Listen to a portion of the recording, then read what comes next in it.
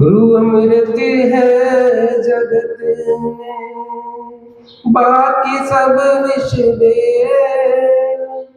सतगुरु संत अनंत है, जो प्रभु से करा दे। सतगुरु एक ऐसे हैं संसार में जो भगवान से मिला देते हैं इंसान को, भव से पार उतार देते हैं। उनके बताए मार्ग पर चलकर वो लोग पूजनीय हो जाते हैं। कह दो जय माता दी। तो प्यारे, आज का सत्संग ये गुरुदेव भगवान का सत्संग है। अगर किसी भगत को समझ में आ जाए तो उसका जीवन बिल्कुल एकदम भगवान की तरफ मोल्ड हो जाएगा। ये मेरा वादा आपसे। क्योंकि जो भगत सत्संग ध्यान से सुनता है और इसी सत्संग को घर पर जाकर अपने बच्चों को, अपने रिश्तेदार को, अपने मित्रों को सुनाते हैं, कहीं ना कहीं आप ये भगवान का कार्य, सनातन धर्म का कार्य जाने अनजाने में कर रहे हैं और उनके जीवन को भी सही सदुपयोग के बारे में बता रहे हैं। बोलिए गुरुदेव भगवान की। तो एक बारी बहुत ही गरीब परिवार, बिल्कुल खाने का कुछ नहीं, क्योंकि गांव में बहुत ये माता बहन आते हैं पुराने, सबको पता है। अब तो सबके पक्के मकान बन गए हैं गांव में, पहले तो मिट्टी के मकान होते थे। उन्हीं को लीप पोत कर उनको बिल्कुल सुंदर बना के रखते थे। आज के ये राजमहल और पुराने मिट्टी के मकान एक ही बराबर थे। प्यारे, कह दो जय माता दी। तो प्यारे, बिल्कुल बहुत गरीब परिवार गांव में रहते थे, एक ही कमरा, वो भी मिट्टी का बना हुआ। बस जैसे तैसे करके वो लोग गुजारा कर रहे थे अपना। आदमी था जो वो बाहर कमाने जाता था और उसकी पत्नी घर का सारा कार्य करती और घर को संभाले हुए थी। भगवान की ऐसी कृपा हुई कि वो महिला गर्भवती हो गई। गरीब बहुत थे और सपने भी बहुत ऊंचे ऊंचे थे। गर्भवती हो गई, दोनों पति और पत्नी खुश हो गए कि हमारे घर में भी संतान आएगी। बहुत वर्षों बाद ऐसा हुआ, क्योंकि हर व्यक्ति, हर माता बहन सब सोचते हैं हमारी वंश वेल आगे बढ़े, हमारे घर में संतान हो, जिससे कि हमारा वंश वेल आगे चलता रहे, सब लोग सोचते हैं। तो ऐसा ही उन्होंने सोचा। गरीबी थी लेकिन उसके बावजूद फिर भी उनको खुशी थी कि हमारा वंश वेल आगे बढ़ रहा है। कह दो जय माता दी। तो प्यारे, ये सोच रहे थे, काफी दिन निकल गए, लेकिन भगवान को तो कुछ और ही मंजूर था। प्यारे, पहले ही घर का खर्चा बड़ी मुश्किल से चल रहा था, पूरा दिन आदमी मेहनत करता था और बच्चा भी होने वाला था, संतान भी होने वाली थी। लेकिन कुछ ऐसा हुआ, जो व्यक्ति कार्य करने बाहर जाता था उसका किसी चीज से एक्सीडेंट हो जाता है और वो व्यक्ति मर जाता है। वो अकेली पत्नी रह जाती है घर पे और कुछ दिन बाद संतान की उत्पत्ति हुई। उस बहन को बड़ी खुशी भी थी और साथ में गम भी था कि जो मेरा पति था, हमने दोनों ने मिलकर ये सपने देखे थे कि हमारी वंश वेल आगे बढ़ेगी, हम भी तरक्की करेंगे, गरीबी से बाहर निकलेंगे। पता नहीं कितने उन्होंने विचार किए होंगे और वो पति आज उसके साथ नहीं है।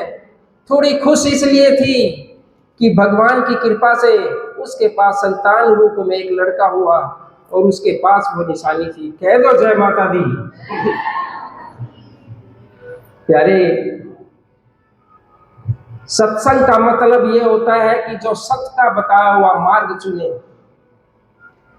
और एक बार ये मार्ग समझ में आ जाए तो मैं ये कहता हूं, वो इंसान पीछे मुड़कर नहीं देख सकता कभी। उस इंसान के लिए कोई ऐसा साधन नहीं है कि जो उसको उपलब्ध ना हो। सत्य के अंदर इतना धर्म होता है, इसीलिए सत्संग होता है। तो जब संतान की उत्पत्ति हुई, बड़ी खुशी हुई, उसका लालन पोषण किया, लेकिन सपने देखे थे कि अपने बच्चे को पढ़ा लिखा कर बड़ा बनाएंगे, बहुत मेहनत की उसने, अब वो अकेली पड़ गई। लेकिन फिर भगवान को कुछ और ही मंजूर था। थोड़े दिन बाद उसकी माँ की तबीयत खराब होने लगी बच्चे की, और बच्चा स्कूल में जाने लगा। लेकिन ऐसी बीमारी हो गई, उस बहन का भी अंत समय निकट आ गया प्यारे। वो भी बिल्कुल मरने वाली थी, और उसका बच्चा भी 7-8 साल का होगा, वो उसके पास। अब बेटा, मेरा भी कोई भरोसा नहीं है, मैं भी किसी भी वक्त जा सकती हूँ, तुम्हें अपना ख्याल अपने आप ही रखना पड़ेगा, क्योंकि ना तो तुम्हारे ऊपर पिता का हाथ है, और ना ही मेरा, और ना ही कोई रिश्तेदार है, तुम्हें ही रहना पड़ेगा। कह दो जय माता दी। तो प्यारे ऐसा ही हुआ। जाते जाते उसकी माँ ने उसको एक बात बताई, अगर बेटा जिंदगी में एक काम करना, ये 2 शब्द मैं तुझे दे के जा रही हूं, इन्हीं पर चलना। कौन से? कि कभी भी अभिमान मत करना, अपना सर ऊंचा करके बात मत करना किसी से, अभिमान मत करना, क्योंकि जो लोग अभिमान करते हैं वो जिंदगी में कभी आगे नहीं बढ़ सकते। और दूसरा, अपना स्वाभिमान कभी मत खोना। ये 2 बातें। छोटा सा बच्चा था 7-8 साल का, उसकी आत्मा और दिल में ये 2 बातें बैठ गई। क्यों? उसकी माँ ने बताया था। कह दो जय माता दी। और उसकी माँ भी बेचारी चल बसी, बच्चा अकेला रह गया। खुद ही काम करना, स्कूल में जाना, पढ़ाई का भी शौक रखता था, क्योंकि माँ बाप का दिखाया सपना था। तो बहुत मेहनत करता, लेकिन था तो छोटा बच्चा, कितना कर सकता था? कुछ नहीं कर सकता था। कभी एक टाइम खा लिया तो कोई ये पूछने वाला नहीं था कि क्या खाया। ऊपर नीचे कोई नहीं, बिल्कुल खाली। ये देखता रहा, कुछ दिन निकल गए। कई बार छोटा सा बच्चा था, मजदूरी कर लेता, छुट-मुट किसी का काम कर देता, कोई 1 रुपया 2 रुपया देता तो स्कूल में फीस दे देता था। कितना कष्ट आ गया उस छोटे से बच्चे पे। एक दिन रहा नहीं गया, एक बारी एक माली पौधों में पानी दे रहा और वो चला गया। मन में विचार किया उस बच्चे ने कि अगर मैं इसका काम थोड़ा बटा दूं, हाथ बटा दूं इस माली का, तो बदले में कुछ पैसे मिल जाएंगे, मेरी स्कूल की फीस भी बढ़ जाएगी और मेरे लिए खाने का भी इंतजाम हो जाएगा। ऐसा विचार उसने अपने मन में किया और माली के पास गया। अरे बाबा, आप पौधों को पानी दे रहे हो, ये तो मैं भी दे दूंगा, बहुत आसान काम है, मुझे देने दो। उन्होंने कहा नहीं नहीं, किसी ने देख लिया कि बच्चे पे काम करवा रहा है तो कोई मुझे क्या कहेगा। देखिए कैसी परेशानी में आ गया।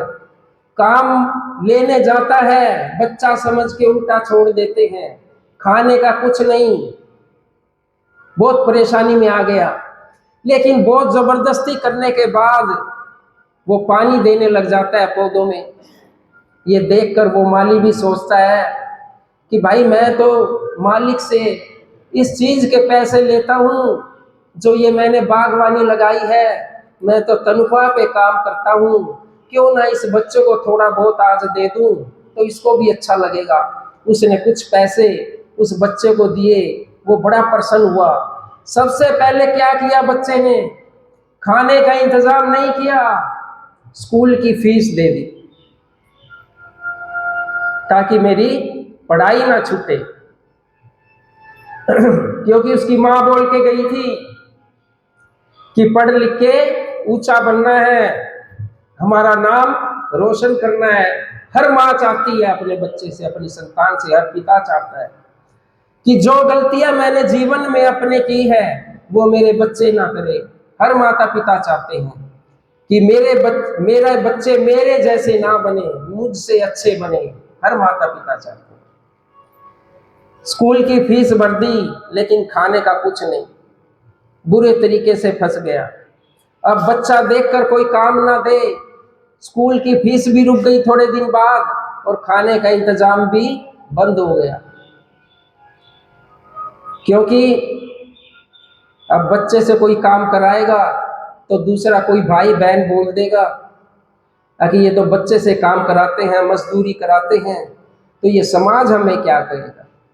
बस इसी डर के कारण वो बच्चा भूख से मर सकता है, लेकिन उसने सोचा अगर मैंने भीख मांग ली, मांग कर खाना शुरू कर दिया तो लोग मुझे भिखारी के नाम से जानेंगे, भिखारी कहेंगे। मेरी माँ ने कहा था स्वाभिमान मत गिरने देना, तो इसमें तो मेरा स्वाभिमान चला जाएगा। फ्री में लेना ये ठीक नहीं है, उचित नहीं है। बेचारा बड़ा लाचार और बेबस हो जाता है। पास में ही एक बहुत सुंदर बंगला बना हुआ था, बहुत बढ़िया कोठी। जब बेचारा बेबस हो गया, मन में विचार करने लगा कि मैं किसी से मांग नहीं सकता, भीख नहीं ले सकता, किसी से मदद तो मैं ले सकता हूँ, और किसी से मदद मैंने ले ली, अगर मैं उसको लौटा दूं तो वो मेरा पाप नहीं है, वो उससे मेरा स्वाभिमान गिरेगा नहीं। कह दो जय माता दी। ऐसे ऐसे विचार आने लगे मन में कि हर हाल में मुझे माँ को वचन दिया है, स्वाभिमान नहीं गिराना है, ये सोचने लगा। और उस घर का, उस बंगले का दरवाजा बजाया। अंदर से बहुत सजी धजी, गहनों से लदी बहुत सुंदर बहन आई, और ये देखकर उस बहन ने कहा, हाँ भाई क्या बात है, क्या चाहिए, क्यों दरवाजा बजाया। दिन का समय था।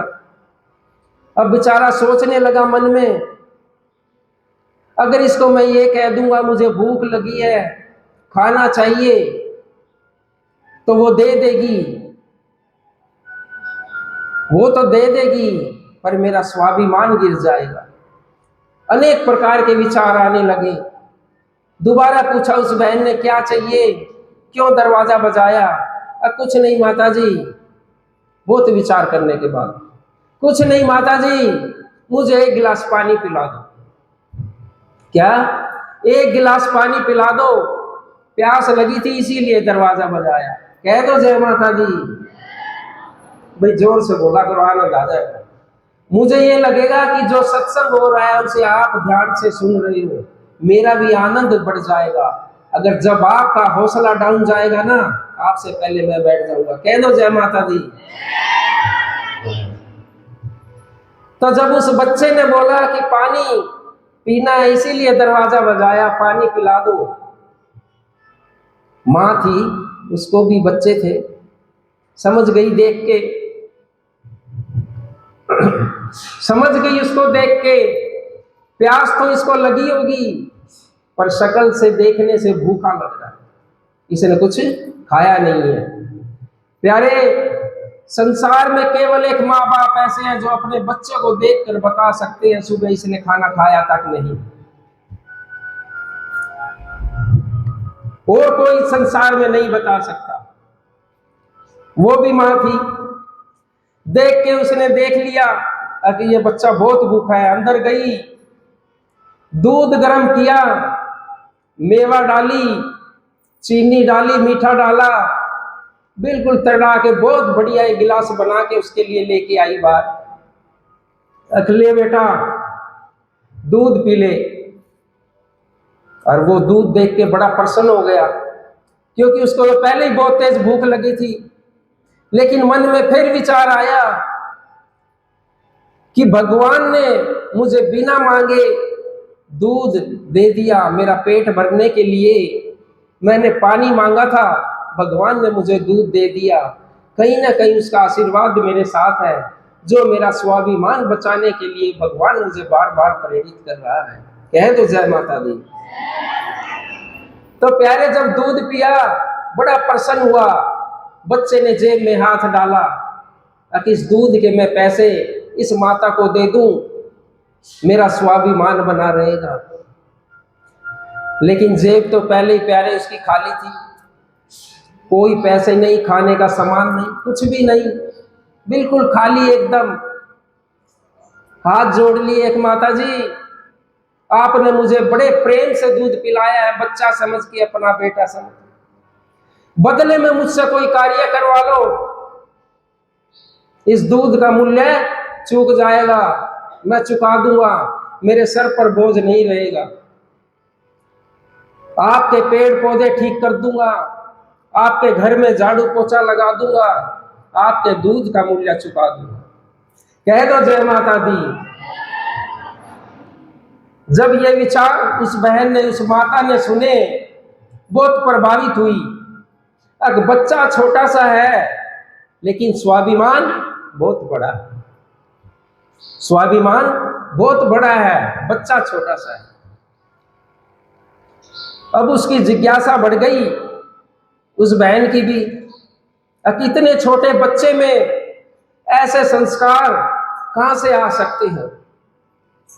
उसने अपने पीछा छुड़ाने के लिए उस बच्चे से कहा, एक काम करना बेटा, अगर कुछ देना ही चाहता है दूध के बदले, क्या, एक काम करना, आज मैं तेरी मुसीबत में काम आई हूं, कल बड़ा होकर तू किसी की मुसीबत में काम आ जाना, ये काम कर देना, इसी में मेरे दूध का मूल्य चूक जाएगा। कह दो जय माता दी। इसी में चूक जाएगा। और जा, मेरे बेटे के समान है, मैं दूध के पैसे थोड़ी लूंगी। ये तो घर आए अतिथि हो तुम, मैंने तो अतिथि का सत्कार किया है, अतिथि से कोई पैसे थोड़ी मांगता है। लेकिन उस बच्चे के कहीं ना कहीं दिमाग में थी कि मुझे इसके दूध के पैसे लौटाने हैं। उस बहन ने देखा, पता करवाया, अपना एक नौकर भेजा, अब पता करके आओ ये बच्चा रहता कहाँ है। सारी विवरण उस व्यक्ति ने, उसके नौकर ने उस बहन को बताया। अब ये बहुत ही गरीब है, माँ बाप है नहीं, अकेला रहता है, स्कूल में भी जाता है, फीस नहीं भरी 4-5 महीने से, पढ़ाई में बहुत रुचि रखता है। उस बहन ने सोचा, अगर मैं इसको ये कहूंगी कि ले तू अपने स्कूल के पैसे फीस भर दे, तो ये लेगा नहीं, क्योंकि पहले ही देख लिया था, एक गिलास दूध के ही पैसे देने के लिए तैयार, तो वो फीस कैसे लेता। चुपचाप वो बहन स्कूल में चली जाती है और उस मास्टर जी से बात करती है और कहती है, किसका स्कूल का फीस ये भरता है? नहीं, 4-5 महीने हो गए हैं, पहले तो ठीक से भरता था, अब नहीं भरता। तो एक काम करना मास्टर जी, घर आ जाना मेरे, हर महीने इसकी स्कूल की फीस ले जाना, और इस बच्चे को मत बताना कि इसकी फीस मैं भरती हूँ, नहीं तो ये स्कूल भी नहीं आएगा। और इसको कुछ भी कह देना, सरकार ने पढ़ाई फ्री कर रखी है बच्चों को जिसके माँ बाप नहीं है, कोई भी बहाना लगा देना, चल जाएगा, लेकिन ये मत बताना मैं भरती हूं। और कहीं भी काम होता छोटा मोटा, किसी भी व्यक्ति को बोल देती थी अपने नौकर के द्वारा, वहां से करवाती और खुद ही उस व्यक्ति को पैसे दे देती थी कि इस बच्चे को दे देना इसके काम के बदले। कह दो जय माता दी। तो प्यारे, ऐसे उसकी मदद कर दी। गांव में स्कूल था जो वो 12वीं तक का था, 12वीं कर ली, पढ़ाई में बड़ा अच्छा था, और वो बाहर कॉलेज के लिए और पढ़ने के लिए जाना चाहता था, क्योंकि गांव में तो ऐसी व्यवस्था नहीं थी कि वहां पर वो पढ़े। कह दो जय माता दी। तो प्यारे, उसके मन में सिर्फ एक ही बात थी कि मेरा स्वाभिमान ना गिरे, और इस बात का उसको पता नहीं चला कि किसने मुझे पढ़ाया, सब कुछ गुप्त रहा। गुरुजी भगवान कहते हैं कि कोई व्यक्ति किसी का बुरा करता है, किसी की आत्मा दुखाता है, छल से कपट से किसी का धन लेता है, वो व्यक्ति कभी सुखी नहीं रहता। भगवान उसको बार बार बोलता है और दिखाता है कि तू अपना हाथ साफ कर ले, कि जो इसने जिसका तूने लिया है उसका आदर सहित दे दे, क्योंकि वो तेरे बिल्कुल जो खराब समय था उसमें तेरे काम आया था, उसके पैसे लौटा दे, तभी तेरी भक्ति सफल होगी। और भगवान बार बार संकेत भी देते हैं, देखिए किस प्रकार देते हैं। जब व्यक्ति के पास बुरा समय आता है तो वो सारी बातें उसको याद आने लग जाती है कि मैंने क्या क्या बुरा कर्म किया है। जब बुरा समय आता है या उसको कोई लंबी बीमारी आती है, महीने 2 महीने की बिस्तर पे लेट जाता है, तो उसको सारे कर्म याद आ जाते हैं कि मैंने क्या बुरे कर्म किए हैं, किसका दिल दुखाया है, किस व्यक्ति ने मेरी मदद की थी गरीब समय में, और जब मेरा अच्छा समय आया तो उस व्यक्ति को मैंने वो धन नहीं लौटाया जिसने मेरी मदद की थी। सब याद आता है। और तीसरा कब याद आता है? मरने से ठीक थोड़ी देर पहले कुछ पल के लिए सारा का सारा सीन आ जाता है कि मैंने इन इन व्यक्तियों के साथ बहुत बुरा किया है, मैंने इनका मन नहीं दुखाना चाहिए था। तो भक्तों प्यारे, आप भी ऐसा ही करना। कोई व्यक्ति आपको देखकर उसकी आत्मा में ये विचार ना चले कि इस व्यक्ति ने मेरे साथ बुरा किया है, तो वो कहीं ना कहीं वो आत्मा आपको ठेस पहुंचा रही है, आपकी भक्ति में मार्ग में, आपके भक्ति के मार्ग में बाधा बनी हुई है। क्योंकि आत्मा जो है वो सीधी भगवान से, परमात्मा से जुड़ी है। जब वो हाय देती है, दुआ देती है, बद दुआ देती है, तो वो सुनता है। भले ही वो शब्द हम अपनी जुबान पर ना कहें, वो शब्द अपनी जुबान पर ना लाएं और उस व्यक्ति को हम ना बोलें, तब भी वो आत्मा अंदर ही अंदर उसके प्रति अच्छा भाव नहीं रखती। इसीलिए हमारी भक्ति सफल नहीं होती। ये भक्ति का पहला कार्य है। कह दो जय माता दी। फिर कहते हैं गुरुदेव भगवान, अब ये साधु संत समाज को छोड़कर जंगलों में तपस्या करने के लिए क्यों जाते हैं? बस इसी कारण से जाते हैं जिनमें वो रहता है, और किसका लिया दिया उसने खाया है, और उसकी आत्मा बार बार उसको कचोट रही है। वो ये सब चीज सहन नहीं कर सकता, इसीलिए वो भगवान से दूर रह जाता है। भगवान से मिलने के लिए ये समाज और ये घर छोड़ना पड़ता है। प्यारे, कह दो जय माता दी। तो ऐसा कोई कार्य ना करना। ये भगवान की पहली सीढ़ी है। जिस आत्मा के अंदर कोई छल और कपट ना हो और किसी व्यक्ति की आत्मा ना दुखाई गई हो, ये भक्ति की पहली सीढ़ी है। भगवान उसको अपने हाथ अपने पास बुला लेते हैं। कह दो जय माता दी। तो प्यारे, बड़ा सुंदर दृश्य है। बच्चा बड़ा हो जाता है और बड़ी पढ़ाई करने के लिए या कॉलेज में पढ़ने के लिए शहर चला जाता है, अकेला बच्चा, और वो बहन उसको ढूंढती है। अरे कहाँ चला गया? बड़ा अच्छा बच्चा था, बहुत पढ़ाई भी कर रहा था, बहुत कार्य भी कर रहा था, लेकिन बात कुछ समय में सब भूल जाते हैं। क्योंकि बच्चा अब तो जो बड़ा हो चुका था, जवान हो चुका था, गांव को छोड़कर शहर की तरफ चला गया। अब यहां से कथा और सत्संग नए मोड़ की तरफ आ जाते हैं। कह दो जय माता दी। प्यारे, यहां से सत्संग शुरू होता है। भाव को समझना, भाव कैसे है। क्योंकि प्यारे, भाव से भगवान की प्राप्ति होती है, भगवान से गुरु की प्राप्ति होती है, और इसी भाव से प्यारे माँ बाप की प्राप्ति होती है, जो घर में रहकर भी अपने बच्चे से दूर रहते हैं, केवल इसी भाव के कारण दूर रहते हैं। अगर भाव बन जाए, घर में ही स्वर्ग है प्यारे। सब कुछ भूल जाते हैं, बहुत समय बीत जाता है। कितना समय? 25 साल बीत जाते हैं, सब खत्म हो जाता है। किसने किसकी मदद की, किसने किसका खाया, किसने किसका दिया, सब समाप्त हो जाता है। और वो महिला बूढ़ी हो जाती है 25 साल बाद। फर्क तो पड़ता ही है प्यारे। और एक दिन वो महिला, वो बहन बीमार हो जाती है। एक ही बेटा उसका भी, और उस बेटे का कार्य बहुत अच्छा।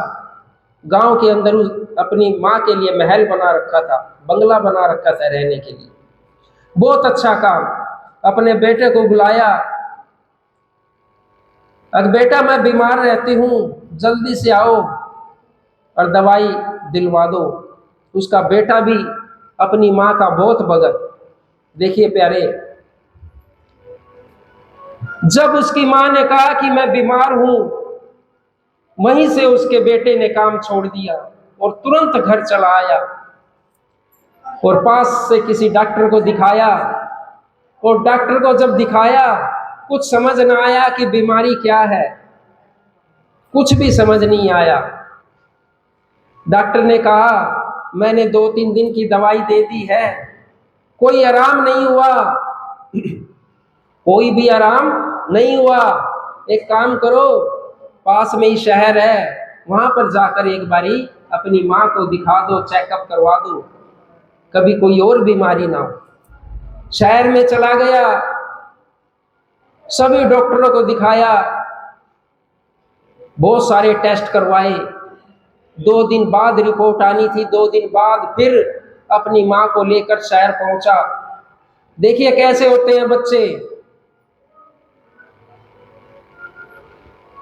2 दिन बाद अपनी माँ को लेकर शहर में चला गया और जब रिपोर्ट देखी तो भाई रिपोर्ट देखते ही बेटा भी डर गया।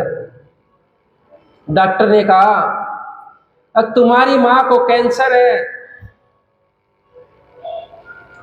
वो ठीक नहीं होगी, एक ही इलाज है इसका, मुंबई में चले जाओ, बड़े शहर में, वहीं पर एक कैंसर का हॉस्पिटल है, वहीं ठीक हो सकती है, बाकी इधर उधर कहीं मत दिखाना, नहीं तो सारा केस बिगड़ जाएगा।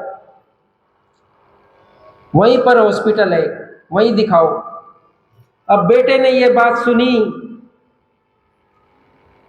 तो बेचारा बड़ा परेशान हो गया और माँ को नहीं सोचता था कि मेरी माँ बीमारी से तड़प के मरे। संपन्नता थी परिवार में, घर में खूब पैसे कमाता था, कोई कमी नहीं थी।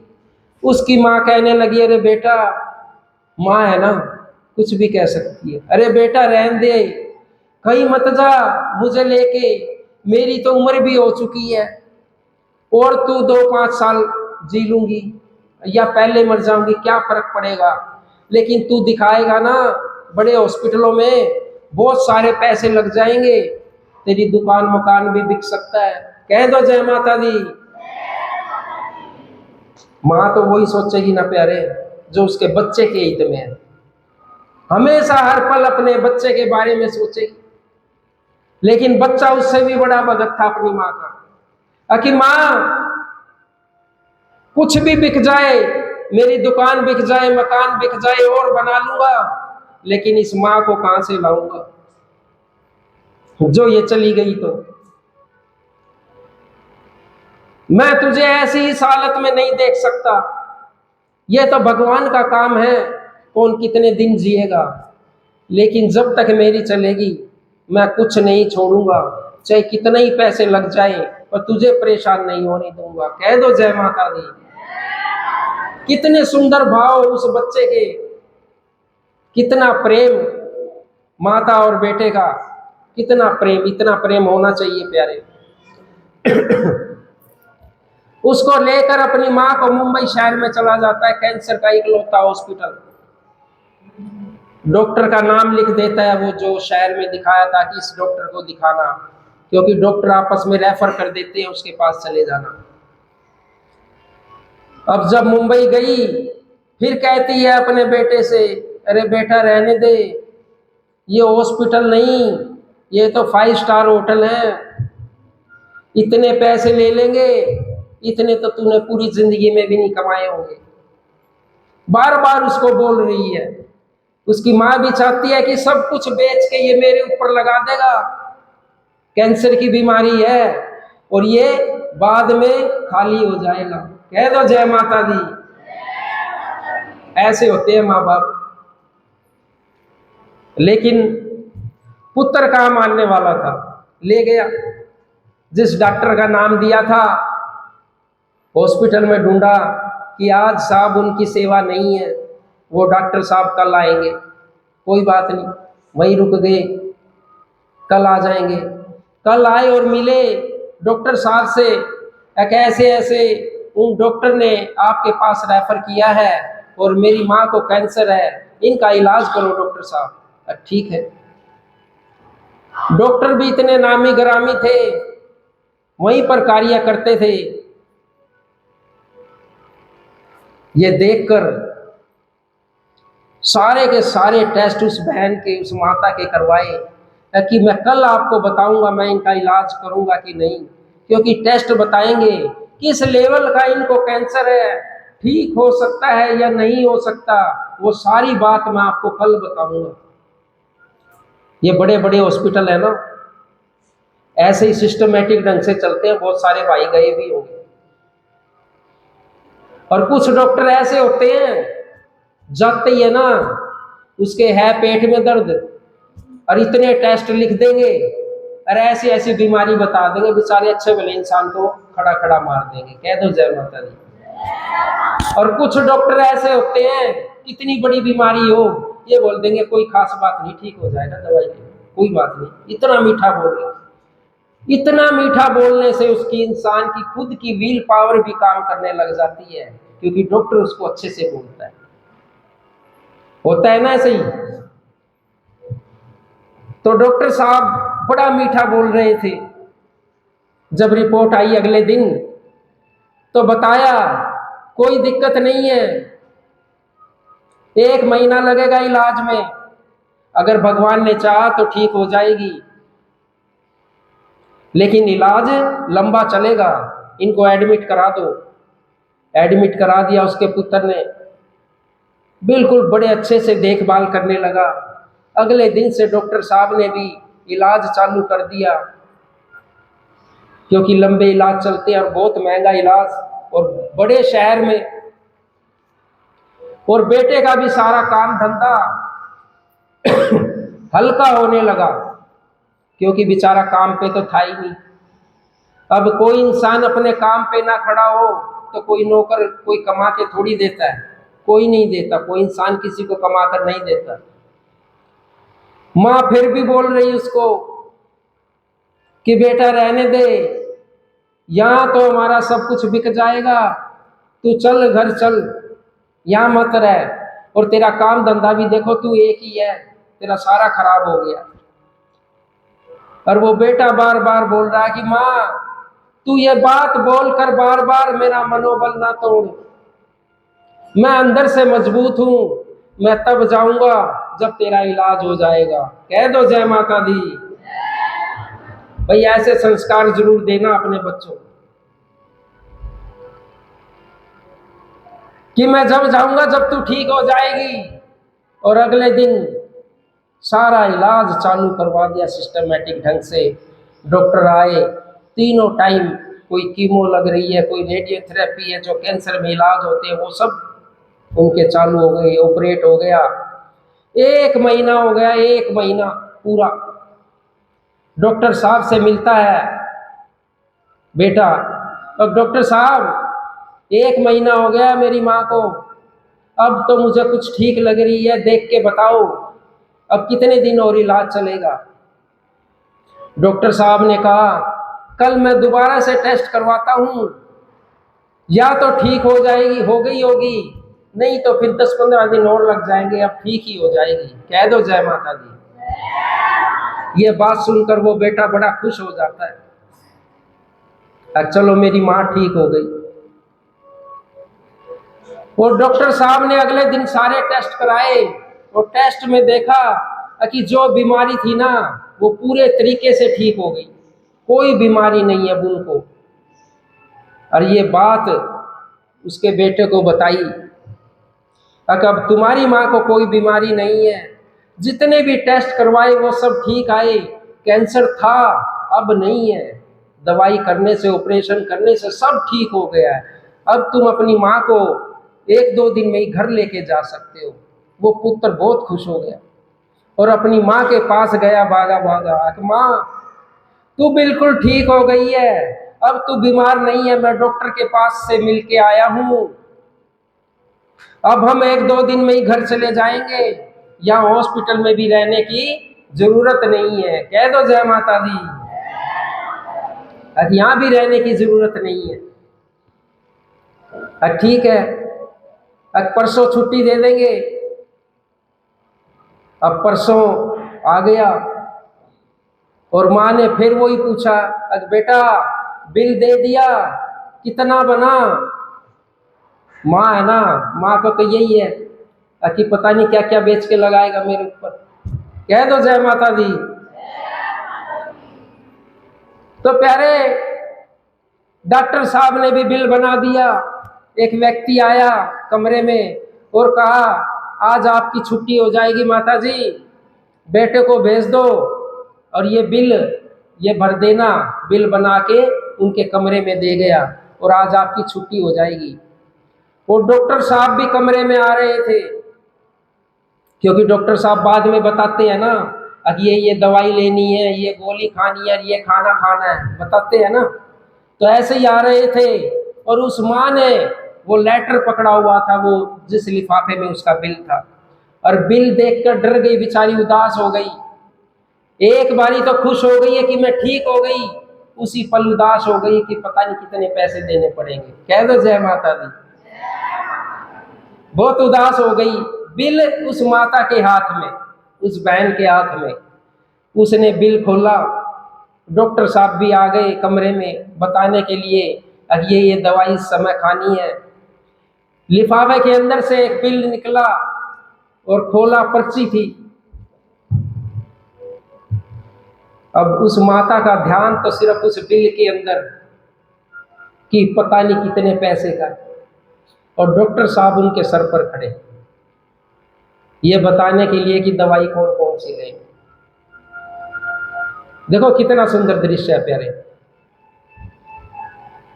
उस लिफाफे में से एक पर्ची निकली और बहुत छोटी पर्ची थी, देखने में बिल नहीं था।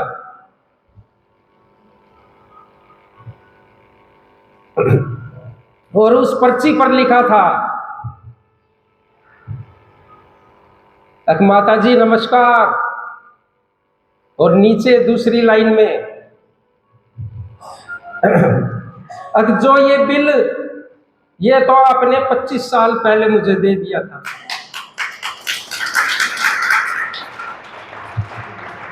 अब जो ये बिल है ना, ये तो 25 साल पहले आपने मुझे दे दिया था और मैंने आज दिया है। कह दो जय माता दी। तो प्यारे, गुरुजी भगवान कहते हैं, कोई इंसान किसी का भला करता है ना, वो व्यर्थ नहीं जाएगा, किसी हालत में व्यर्थ नहीं जाएगा। जितने दिन वो लौट कर आएगा, चक्रवर्ती ब्याज सहित तुम्हें वापस मिल जाएगा। 1 गिलास दूध का दिया था प्यारे, और 10 लाख का बिल था। कह दो जय माता दी। तो प्यारे, भला करने के लिए किसी से पूछने की जरूरत नहीं है। भला का, अगर किसी व्यक्ति को लाभ चाहिए, अपने जीवन में ऊपर उठना है, रुपए और धन चाहिए, तो भला का उल्टा लाभ होता है, और लाभ का उल्टा भला होता है। कर भला सो हो भला, इसीलिए लाभ मिलेगा प्यारे, चक्रवर्ती ब्याज सहित मिलेगा। कह दो जय माता दी। बोलिए गुरुदेव भगवान की जय। भला किसी का कर न सको तो बुरा किसी का मत करना, भला किसी का कर न सको तो बुरा किसी का मत करना। पुष्प नहीं बन सकते तो तुम कांटे बनकर मत रहना, भला किसी का कर न सको बुरा किसी का मत करना। पुष्प नहीं बन सकते तो तुम कांटे बनकर मत रहना, भला किसी का कर ना सको तो बुरा किसी का मत करना।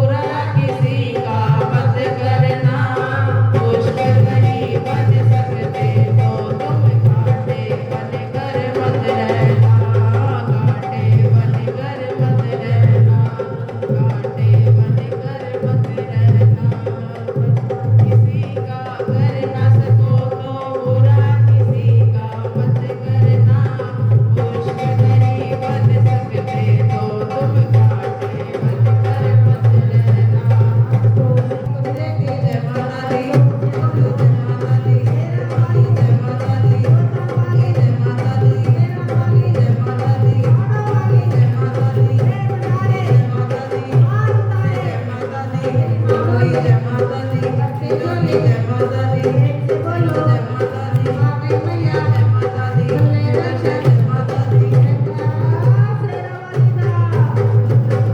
दरबार की जय, सच्चे दरबार की जय। इतनी शक्ति हमें दे न माता, मन का विश्वास कमजोर होना। इतनी शक्ति हमें दे न माता, मन का विश्वास कमजोर होना। शक्ति माता हमें ऐसा वरदान दो, जिंदगी भर तेरे गीत गाते रहे, गुनगुनाते रहे। शक्ति माता हमें ऐसा वरदान दे, जिंदगी भर तेरे गीत गाते रहे, गुनगुनाते रहे। जो भूले हुए राह भटके हुए, उनको महिमा तुम्हारी सुनाते रहे, गीत गाते रहे। जो भूले हुए राह भटके हुए, उनको महिमा तुम्हारी सुनाते रहे, गीत गाते रहे। देना यहाँ मरना यहाँ, तेरे सिवा जाना कहाँ। जीना यहाँ मरना यहाँ, तेरे सिवा जाना कहाँ। जयकारा शेरावाली का। बोल साचे दरबार की जय। देखिए सभी भक्तों के सामने माँ का प्रवेश है। माँ को हार पहनाकर जोरदार ताली के साथ स्वागत करें। ओ मैनू दे तू मावा वाला प्यार, माँ तेरे दरबार आईया। मैनू दे तू मावा वाला प्यार, माँ तेरे दरबार आईया।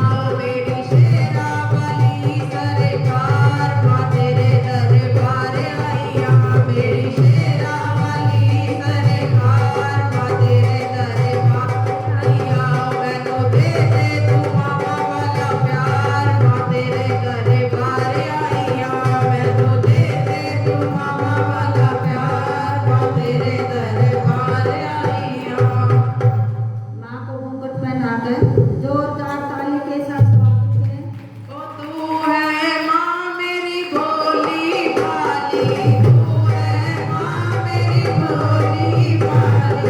तेरे दर से न गया कोई खाली, तेरे दर से न गया कोई खाली। ओढ़े झटके में सारा संसार, माँ तेरे दरबार आईया। ओढ़े झटके में सारा संसार, माँ तेरे दरबार आईया। मैनू दे तू मावा वाला प्यार, माँ तेरे दरबार आईया। मैनू दे तू मावा वाला प्यार, माँ तेरे दरबार आईया।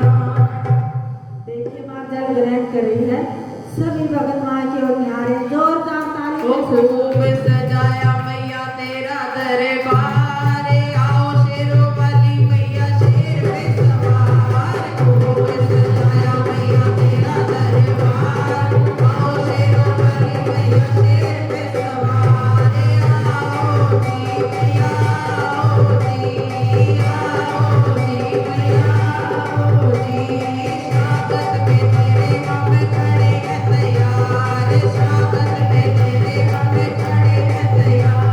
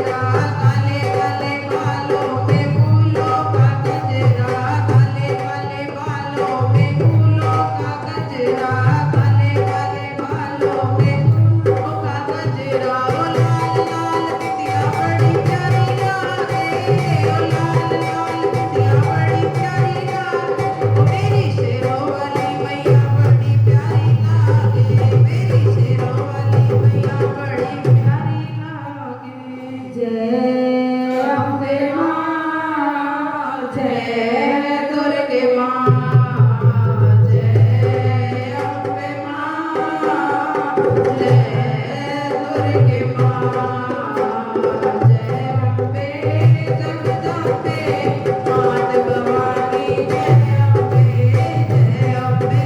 जगदम्बे मात भवानी जय अम्बे राधा रुक्मण सीता जय जय राधा रुक्मण सीता जय जय शेरों वाली मैया की जय जय शेरों वाली मैया की जय जय पहाड़ों वाली माँ तेरी जय जय पहाड़ों वाली माँ तेरी जय जय धोता वाली माँ तेरी जय जय धोता वाली माँ तेरी जय जय जय अम्बे जगदम्बे मात भवानी जय अम्बे